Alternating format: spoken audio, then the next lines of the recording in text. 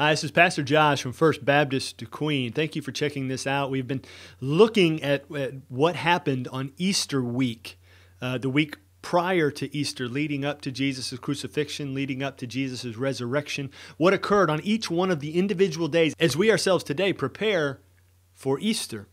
And now, today is Saturday of Easter week.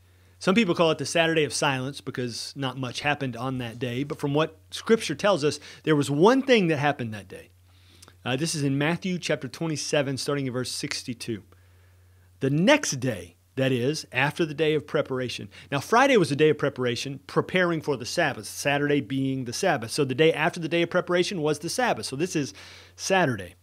The next day, that is, after the day of preparation, the chief priests and the Pharisees gathered before Pilate and said, "Sir, we remember how that impostor said, while he was still alive, 'After 3 days I will rise.'" Now this is, I love this, because the priests remember Jesus said he was going to rise from the dead, even though Jesus' own disciples did not remember this. Jesus' opponents paid better attention to his teaching than his own disciples. And so the priests went to Pilate, the Pharisees also went to Pilate and said, "We remember how that impostor," speaking of Jesus, said he was going to raise from the dead after 3 days. Verse 64. "Therefore, order the tomb to be made secure until the third day, lest his disciples go and steal him away and tell the people, 'He has risen from the dead,' and the last fraud will be worse than the first."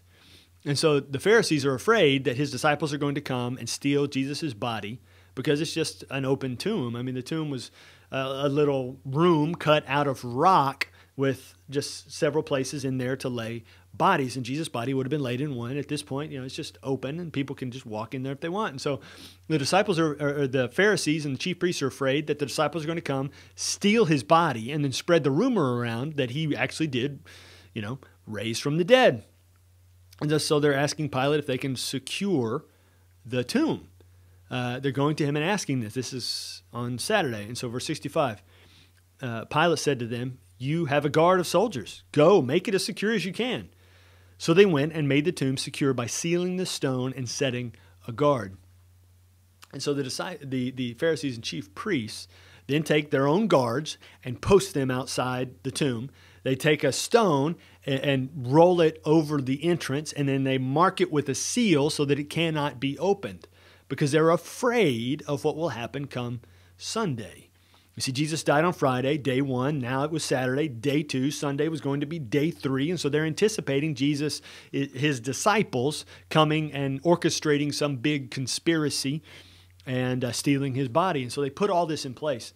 And what makes it even greater is, by doing all of this, it just further signifies the greatness and power of God in allowing all of these obstacles to be placed so that when he does raise from the dead, no one can then deny it and say, "Oh, it's just a fraud." Well, he did it in spite of the stone, in spite of the seal, in spite of the guards, in spite of being dead.